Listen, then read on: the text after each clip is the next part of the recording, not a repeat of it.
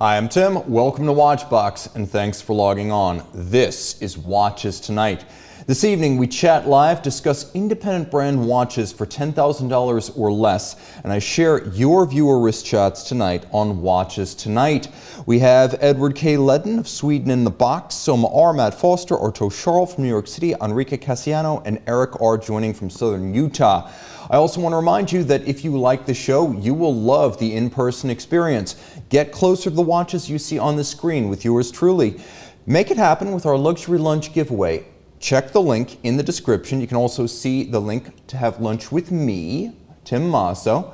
And it's a very simple contest. You enter, you win, you bring 3 of your friends. We have a catered lunch, your choice, and I regale you with tales of my industry experience, but more importantly, watches on the table. We're gonna have a good old time at our New York City office. And again, you get to bring 4 of your friends. So it's gonna be, or 3 of your friends, pardon me, for 4 total. And I should say this, it's open to U.S. domestic entrants only for now. We will be doing international at our other offices, but not this time. All right, so click the link in the description, or you can just type it straight in. All right, if you enjoy this program, follow me on Instagram. The 60-second format review is the quickest way to get your daily dose of high horology. I put the fun stuff there, watches that are not listed on our website, automotive pieces, nerd pieces, and the things that I personally find most interesting. That is a Tim Masso Instagram, not a Watchbox account, so you're gonna get me unfiltered. All right, we got friends in the box. We got Sean on the switcher, by the way. We have Titus Andronicus, which I believe, among other things, is the name of a band. Keystar G60, we have Adam Schick from Texas, we got Robert Dixon from Scotland, Watches with Dennis from Kansas, Jim Millett, a good friend from the Tim Masso Facebook group, Matt Foster saying SB04 thumbnail, you better believe it, more of that to follow. Welcome to all of you. Hippo Lord and Jonathan Bittencourt joining in from Nigeria. All right, staying up late with us. Okay, and we got Cully Moore joining in. Who's my favorite to win the Vuelta? I think it's going to be Roglic or Vingegaard unless they crash. What else is going on in the world? Our regularly scheduled program with Nathaniel K. leading off our wrist shots. In South Florida, Roland in his Tesla Model Y with the Breguet Tradition 7057. It's the 40mm version of the Tradition.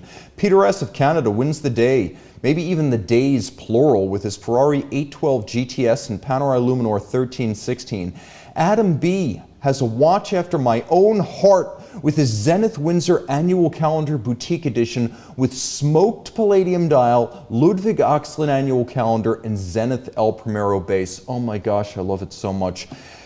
That's a hell of a watch. Marcio M. from Virginia admires a 1964 Ford Mustang, I guess 64 and a half, with his Patek Philippe Calatrava Pilot travel time 7234G.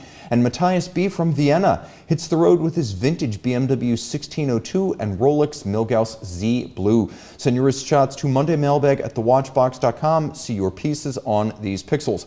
So I have a hell of a show coming up next time we meet. Critically, that will not be the following week because we've got the U.S. Labor Day holiday coming up on the 4th. So don't stay up late, don't get up early. Next week, it's going to be the week after, and I'm going to do a show the likes of which you have never seen. I need a little bit more time to do the legwork to set it up, but you're going to get deeper into the movement than you ever imagined, and you're going to see what I see when I talk about finishing, anglage, beveling, chamfering of slots, perlage, the quality of interior angles and exterior points. All of that in the next episode of Watches Tonight, but critically, that will not be next week. Okay, 10 for 10,000. Here's the thing, independent brand watches have been the hottest trend of the last decade. This phenomenon also plays into the more pernicious trends, recent trends I should say, such as Instagram overexposure, aftermarket markups, flipping, and massive waiting lists. A lot of this is often associated with the hottest independent brand watches. It's easy to get frustrated when the coolest watches portrayed online are things like the de Bethune DB29 Maxi Chrono Tourbillon for $300,000, or the FP Journe Chronometre Bleu for $151,000. Even the entry-level de Bethune DB27 is 40 grand, and the Chronometre Bleu is 39,800. Well, a more recent trend might be riding to the rescue, and that is independent brands that focus on let's call it like Omega Breitling level price points. Many of these brands are just as exclusive as the high rollers in terms of how many units they make, but the lower price of admission pulls the dream closer to reality for collectors without otherworldly means. And that's what we're talking about tonight. Today, we're talking 10 indie brand watches for $10,000 US or less. You're going to see that almost anything is possible at this price point. And I mean complications, functions, finish, even a tourbillon regulator. So let's get started with the watch that's on my wrist right now, the Dan Reuter DR02 chronograph. That was actually mine in production. We did a Talking Time with Tim Masso Facebook group watch that was based on the design of my watch. But if you buy a DR02, you're getting the same level of quality no matter what it looks like. I met Dan at Watch Time in 2021. I was surprised to encounter a New York-based watchmaker at a New York event because it's not really a hotbed of watchmaking. And really, since Bulova, there hasn't been a whole lot of it, period, in Brooklyn, where Dan is from. But here's the thing, the finish of his work was extraordinary in that it was all applied locally by a self-taught watchmaker, but it was obviously done on an individual and laborious basis that even six-figure APs and RMs often neglect. And a lot of this is customized, such as the engraving, the gilding. He's doing the satination, the striping, the perlage, the beveling, the black polish, the media blast. Really impressive stuff in a watch. I can't think, honestly, of too many other $6,500 chronographs that come with hand engraving, beveling, the media blast, satination, reaming of screw and jewel sinks, and 6-position chronometer style adjustment. His movements are top grade Valjoux 7750s, so they don't start particularly remarkable, but they become so after many hours of Dan's attention. And again, I can't think of many watches priced under $7,000 that are this nicely decorated. Just look at this shot right here. Beveled, gilded, and striped chronograph bridge. Freehand engraved rotor, that's done by Artur Akhmaev out west for Dan. Chronograph cam satinated, media blasted, beveled with a reamed and polished screw sink. The screw itself is slotted and black polished. And you have a polished and brushed chronograph operating lever off to the right-hand side, a satin-finished chronograph reset and cam spring set. That is incredible stuff. And again, all of this is tailored to suit, so if you want something different, you can get it. He's only making, I think, like 75 watches a year at this point. Dan mixes and applies custom lacquers. This is how we got the crazy Tim Masso green. He actually combined blue and yellow lacquer, going heavy on the yellow to get that particular green. And then he applies it to the bare hand manually using a wooden dowel. This is incredible stuff. Now, mine runs circles around the COSC timing minima. He actually sent me the timing card in 6 positions for the watch, and I can affirm that on my wrist, this is a watch that runs like 1 second per day, plus 1 second per day. Really great stuff. Dan's working with engine-turned dials now. He's sort of transitioning to his next design pretty soon. It's still going to be a chronograph, but it's either going to be a very classical design, which he showed me in advance, or it's going to be something like this, which is engine-turned and media blasted. And the way he does the hands is he first fires them to turn them blue, and then manually polishes them to get the mirrored part. This is a young watchmaker who's on the rise. Keep an eye on him and get his stuff while it's still cheap. Remember, Rzepy started by finishing and casing up ETA movements back in the day. Wouldn't you have liked to have bought one of those? All right, what's in the box? James Carrion, Mark S. saying this feels like sponsored content. Don't worry, there's 9 others who gave me nothing, so you can feel perfectly confident that I'm talking about stuff I like rather than stuff I get for free. What else is going on? We have Rick on Watches saying that blue dial Reuter really pops. And we got Phil Dupuis saying, nice discussion of watches mere mortals can consider. Greetings from Ottawa, Canada. We have a question from Talai, who's asking, Tim, Ferrier or Grunefeld? Well, considering you can buy one and not the other, I would go with Ferrier. Honestly, I think the finishing of the Ferriers are more impressive. And let's be honest, if we're talking like a classic micro rotor versus the Grunefeld Principia automatic, that Principia automatic is fundamentally an Andreas Streller construction that's been finished and tailored by the Grunefelds as an automatic movement. And of course, Ferrier uses Fabrique du Temps movements that they tailor and finish in-house. So I think that's very comparable, and I'd actually go with the Ferrier on the merits. You get a lot for your money, and they're a great value pre-owned. Plus, steel is available, and even if you want to buy a new one, there's no waiting list. The Grunefelds aren't even taking orders anymore. Okay, we got David saying, thank you for doing the show, Tim. My pleasure. I like doing this. This is the best time of my Monday. Okay, Javid Nagan HN00.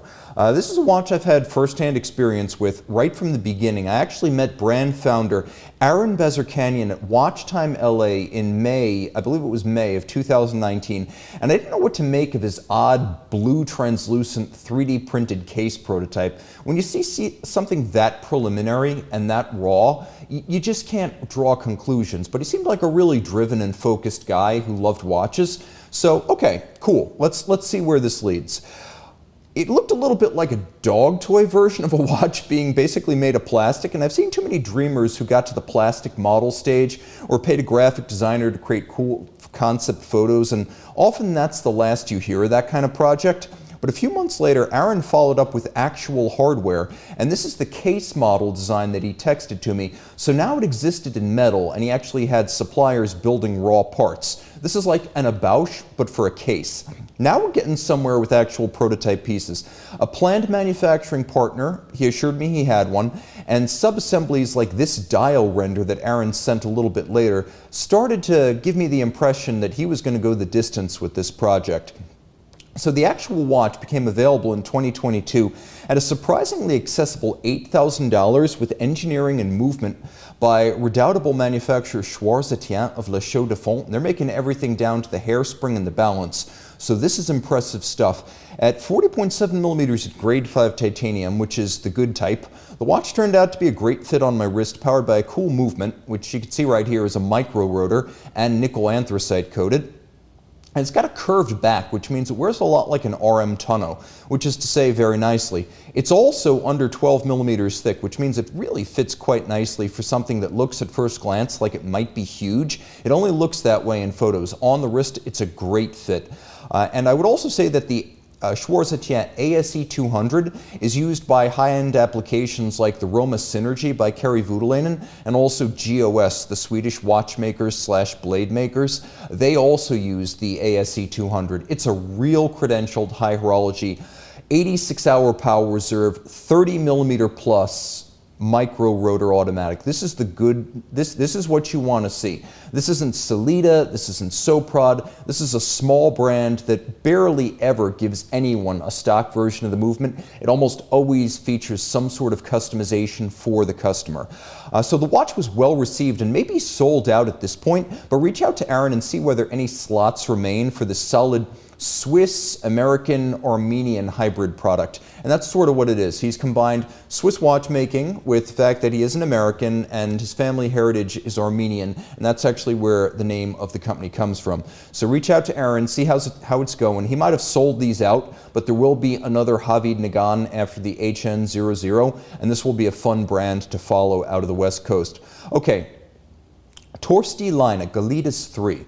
Now this is interesting because a lot of folks don't know how to pronounce the guy's name, myself included up until recently. It's almost impossible to find any interviews. He's a laconic kind of guy. So what I did was I found a Finnish hockey player named Patrick Line, and I watched a broadcast of one of his games to figure out how the Finnish announcer actually said it. So it's not Lane like my middle name, which is how I pronounced it in the past, it's Line. But we're talking about the watch. And in 2021, he launched the Galitis 3. It is Latin for icy or chilly or frigid, which seems like something a Finnish watchmaker might call his watch, but he actually practices out of La Chaux-de-Fonds in Switzerland. We're going to cheat a little bit here because the Galitis 3 with the moon-frosted dial, the most affordable version, which you're looking at right now, retails for $10,067. So we're $67 over budget. This is 8,900 Swiss francs. But give the exchange rate a few days to mellow, and if we can get that down to 1.1 there, it will be just under our 10K limit. So follow the conversions, and it'll be worth the wait because the Galitis is an awesome looking machine that, like Dan's watches, but more so, is highly tailorable. It's nicely sized at 40.5 millimeters in steel, and it houses a right-sized package. The manual wind caliber has an agreeable 18K beat rate with 50 hours of power reserve. Like many seeking to deliver value in this segment, Lina starts with the gear train of a Unitas 6498 before building custom bridges, applying finish and adjustments into a unique package that expresses the brand's distinctive design philosophy. Here you can see the arabesque, one of several relief options available for the bridges.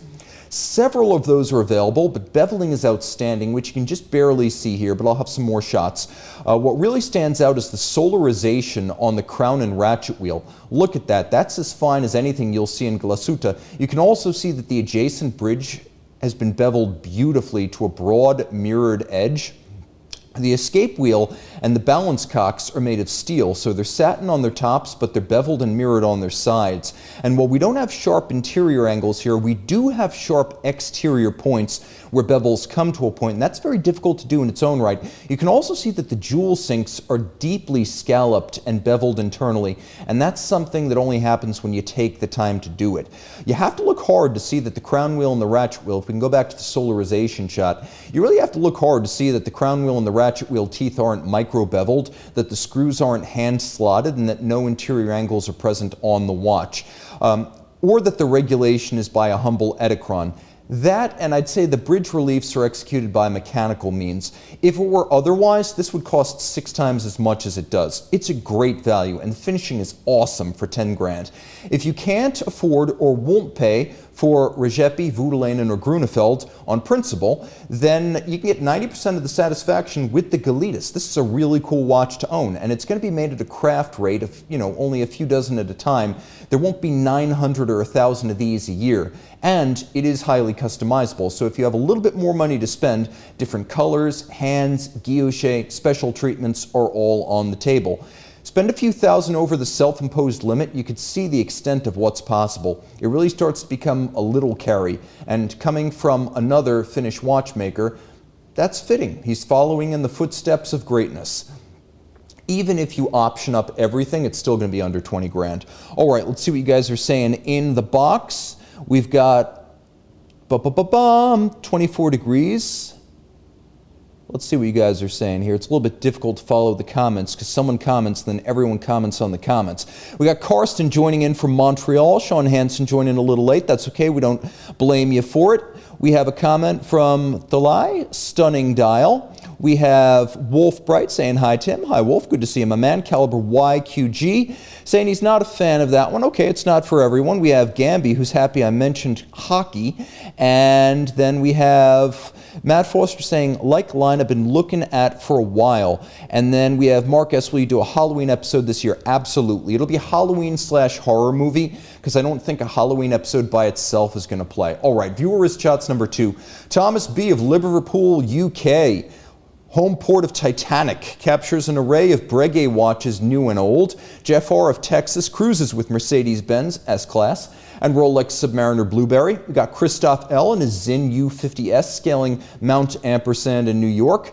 Greg I. of Tennessee is one lucky man with the 70th anniversary Blancpain 50 Fathoms, one of only 70 of these for the Americas, all the Americas. Steve W. dwells in the Sonoran Desert with his Rolex Sea Dweller Red outside of Tucson, Arizona. Send your shots to Monday Mailbag at thewatchbox.com to see your watch on this box. Okay, 10 for $10,000 continued. Do you want complications for under 10 grand? We talked about some very basic watches. Now let's talk about one that's got everything. Reservoir is the answer. We've got a power reserve, we've got a jump hour, we've got a retrograde. This is a French-Swiss hybrid brand, French owned and directed, but the actual assembly is done by Telos SA in Switzerland. Now, new for 2021, we have the canister, which, like many of their watches, is automotive inspired. You've got a retrograde minute. Right in the center, you got a jumping hour, and then that fuel style gauge at the bottom, that is your power reserve. $4,500 scores all of this. When you see this, Reservoir's designers, get a good look, want you to think of this. And if you're familiar with 50s Porsches, like the 356 Speedster, you will agree that the adaptation is pretty true to what you'll actually find on the dashboards of those cars. At 41.5 millimeters in titanium, it's a good size and material for an auto gauge themed men's timepiece. If you like Giuliano Mazzulli, but you want a bit more complication, this is the way to go. And the box is kind of awesome. And you can see that it's got Daytona-style pleating on the leather straps, which is really neat. Power comes from a modest but reliable ETA 28242, which is reliable and precise and very serviceable. The complication module is an original design shared between Reservoir and Telos. If you want an even smaller and more auto-inspired version, and this is probably the one I would buy, the Long Bridge model is 39 millimeters and available for $4,400. You can even get it in palladium, just not for under 10 grand. Okay, Reservoir is French run, but what if you want truly French built? Well, that's possible for well under $10,000. Francophiles will be thrilled to know that the only dive watch on this list is the Pequignet Extreme 300. This is made in Morteau, France, one of the traditional watchmaking centers of France. Morteau and Besançon and Paris, traditionally. Those were the three beating hearts of French horology. And today, Pequignet is still located in Morteau, and this watch previously was the Royal 300. It's the same watch. It features the same cool French-built Calibre Royal. Now, this is 72% actual French parts, and about 28% is going to be Swiss. So this is a true French manufacture movement for this watch, and it's impressive. Automatic with an 88-hour power reserve. It's got a very modern architecture with a full balance bridge and a free-sprung balance. And although it does not have a display case back, it is quite attractively finished. I've seen this movement on their display case back watches, and it is very nicely decorated, if mostly mechanically so. It's basically as good as the new display caseback Rolex Daytona. Now, this Pequignet is a bit of an oddity since I can't think of too many other no-date power reserve watches with small seconds, but that's exactly what you've got here. And there's a type of polymer, a sort of hardened rubber that's used for the bezel insert, which is a 60-minute unidirectional job. And in a rare but appreciated gesture, Pequignet offers custom engraving for free when you buy the watch. 20 characters max, your choice. All this for $6,053. And here's the cool thing, there's a lot of variety. They actually make a couple of different versions. So if this is giving you a very circa 2005 Omega Planet Ocean vibe, there are several styles available, and you can see them right here. Black bezel, orange bezel, blue bezel, your choice, with a couple of different straps and even a contrasting stitch. So if maybe the Halloween watch, Mark S, I'm talking to you, isn't for everybody, you can get a much more conventional dive watch aesthetic. 43 millimeters, fairly thin at under 14 millimeters thick, 300 meters water resistant, a very cool stainless steel tool watch from a place that makes almost none of them today, a French dive watch. And we can't talk about French independence for under $10,000 without talking about Sartori Beard. Industrial designer Armand Billard basically taught himself how to make most of the features of a high-end watch dial. He's a watch craftsman, but not a watchmaker per se. He makes the most visible part, the part with which, if we're honest, we generally fall in love when we buy a watch or choose to buy a watch. So, like Dan Reuter, Armand is self-taught, and he told me that initially it took him days to make his first set of hands, and he thought they were crap. Now he knocks them out beautifully in an array of custom sizes and colors and cuts and finishes. This is a great example of what you can do with the SB04 while still saying not just under $10,000, staying under $8,000. That might even be as little as $6,000 right there. The scope of what's possible is incredible. Everything you see there with center second is an SB04. SB04s can be had for half of our $10,000 budget, but even state-of-the-art options like miniature painting, as in this example, on mother of pearl, are close to our price limit. So you can do extraordinary things right here. Armand even posts budget ranges for each model with remarkable transparency about the actual cost of the extras, something I love to see in the world of independent watchmaking. And Technical details include 40 or 37 millimeter cases in your choice of stainless steel or grade 5 titanium. You get a 64-hour automatic Le Journe movement, and the whole thing is well under 12 millimeters thick and under 46 millimeters lug to lug, so very, very wearable on any wrist. With a dial like this, observers are going to think that your sub $10,000, maybe even sub $6,000 French watch was made by Kari Voutilainen. And I have to say, it is an uncanny resemblance. That's incredible stuff from Armand for well under 10 grand. I had to cheat on some of these watches to get them optioned under 10 grand. That one was easy, not even close. Viewer wrist shots number 3. Michael wears his green palm dial Rolex Datejust 36 while watching Watches Tonight. I appreciate the support. Julian R. is in San Juan, Puerto Rico, atop the colonial masonry walls with his Tudor Black Bay Pro. Jesse R. showcases the Zenith Elite 250 years of Hennessy from 2015. Matthew W. combines his Seiko Tuna Dive watch with Sister the Dog. We love our watches and whiskers. John P. of the UK is on an Alaskan cruise with a Zinn 857 UTC Testaff pilot's watch. Send your wrist shots to Monday Mailbag at thewatchbox.com to see your analog on my digital. All right, who's in the box? James. We have NEJE saying, I'd rather not see that movement. That's okay, you get the custom chaptering to any color you like. We have Erdem saying, Sartori dials, next level. Andrew T saying, take that, you Lise Norden, talking about the miniature painting. You better believe it. Rick on Watches saying, check out the recent Watchbox collector conversation that I did with Tim with the focus on independence. Highly recommended, one of our best ever. Michael asking, Tim, any comment on the Rolex Bucherer purchase? A couple of thoughts, really. I guess the most interesting thing is that Rolex built a retail network in one fell swoop that would have taken decades to build had it done it the old-fashioned way, scoping out locations, building them out, and pounding the ground, getting them up to spec, building a clientele, leasing locations. They've got over 100 Bucherers globally, including over 30 locations now in the US, where Bucherer back in 2018 bought Tourneau, which was the largest retail chain in the US. They've also bought up a lot of smaller retailers. These are now all Bucherer, which effectively means they are all Rolex. So Rolex is doing direct sales. Let's say Rolex, I don't know, sells its watches at 65% of retail to its authorized dealers, and then that last 35% is what the dealers capture. Well, now Rolex effectively has factory boutiques, so 100% of the retail price goes to Rolex. That's a great way to grow your margins and your revenue without actually cranking up production. So it protects the brand,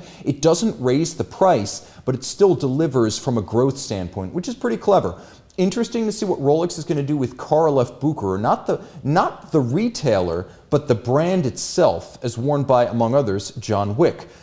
Alongside Tudor and Rolex, I feel like this is going to be the odd man out. I don't think it's going to stick around for long, but I don't think they're going to change anything initially. Give it 2 to 3 years. Interesting, though, that Rolex now owns a bunch of dress watches. What else could I say? I would say that Rolex is now a massive Patek Philippe AD. That's right. A lot of those Bucherers are authorized dealers of Patek Philippe. What could that mean long term? Let's see. What does Rolex not have? Really expensive dress watches and complications. Who makes those? I have no idea. So those are my thoughts on that. Okay. 10 for 10,000 continued. Perhaps we're stretching the definition of independent with this one, but technically Girard-Perregaux is independent again. Owned by its management and striking out free of the shackles of the Kering Group. Since 2022, the historic Casquette multifunction quartz watch from the 70s has made a comeback.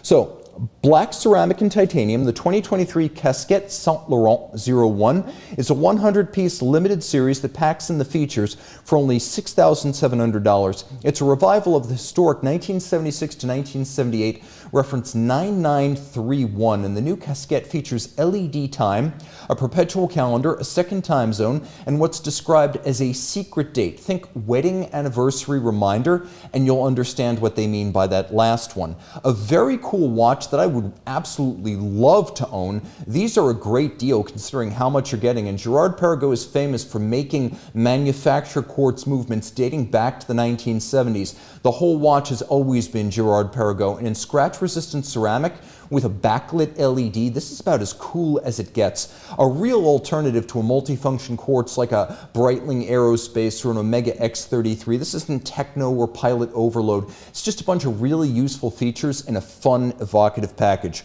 Now, Singapore is probably better known for buying watches than making them, but Azimuth has split its watch design and manufacturing operations between Singapore and Switzerland now for almost 20 years. As one of the original independents, frankly, on the scene before a lot of the better known names, Azimuth really should be better known and acknowledged, but founder Chris Long is a low-key guy. He's an engineer by training. He likes to promote the brand in person, one person at a time. He focuses on watch design, including sci-fi, motorcycles, and cars. Chris is quiet, but I have a loud mouth, so I'm going to sing their praises. So here goes. The twin turbo is my favorite Azimuth, and this is it right here, because it captures the spirit of 60s cars that I love. Now you can see it's got a tonneau that lifts up, whether this is the bonnet over the engine, or perhaps the cover over the cockpit in the passenger compartment, or even the tonneau that goes in place when the top is retracted. The twin turbo is my favorite, and it's got two vintage ETA 2512 manual wind movements that permit dual independent time zones, so you can set them separately. The car imagery is everywhere on this one. You can easily imagine a dashboard right here and an instrument binnacle. Think Alfa Romeo Montreal, and you're off to a good start. I always thought that the retractable fairings on this one resembled the third generation Ford Thunderbird Sport Roadster optional tonneau cover. From 1963 to 61, that little range when they sold the third generation car, that reminds me of the tonneau on the twin turbo. 4 colors are offered, 88 of silver, anthracite, and gold, 50 in red. That's the really limited one. Like most Azimuth watches, the quality only becomes apparent in the hand. The snap of the tonneau, the feel, the weight, the substance, you really need to experience to understand it, and I think that's the only way to truly connect with this brand. Pricing is reasonable at about $5,650 for all 4 versions of the twin turbo. Again, Singapore famous for buying watches. It's great to see a watch that's actually designed by Singaporean enthusiasts because it brings a very different sensibility to the watch space. And just like we're talking about alternatives to more expensive independents, if you like MB&F, you're going to love Azimuth. And most importantly, you're going to be able to buy it. Now, British watchmaking alive and well. Let's see what you guys are saying in the box. Mr. Zoso saying, don't forget French-made Yima. That's important. Time Hill saying Sartori is awesome. Mark S. saying, I miss when Tim was a mono-brand collector, but he's probably in a better place mentally, financially. Definitely financially. I mean, I would like to get back into collecting. I just think that a lot of the stuff that I like is just wacky, and I've got to get my heart set on it. Mark S. saying, can't chew gum in Singapore. Not entirely true. I think foreigners can bring 2 packs. I think you can bring 2. And then we have Time Hill saying, those third generation T-Birds, spectacular. The ultimate one would be like an M-Code Sport Roadster with air conditioning. That is my ultimate classic car. What else is going on in the box? Rick on Watch is saying, I bet Rolex Bucherer becomes Rolex's higher end brand above Tudor and Rolex.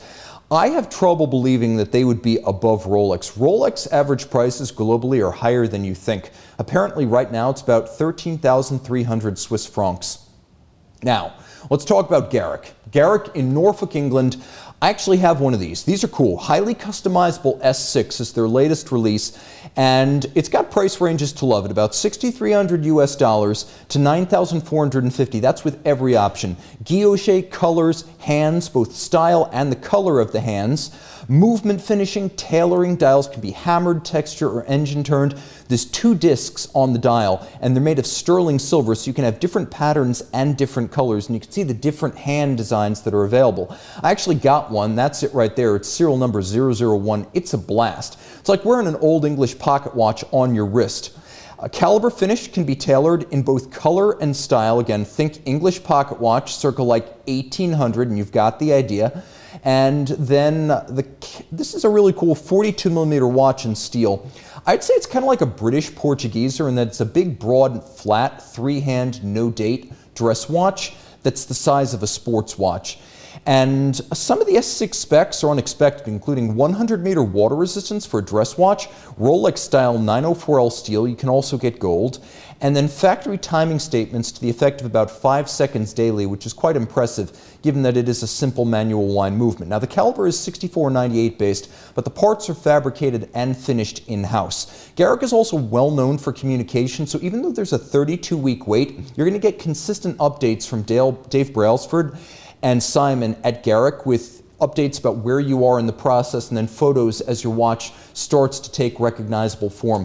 Cool guys to do business with, and definitely you're going to love the communication because you don't get it from the Swiss. You send your money and then 2 years later or whatever you get your watch. Garrick is, first of all, not going to make you wait that long. Second, they're going to make it a little bit like buying a custom bike where updates and photos get texted regularly.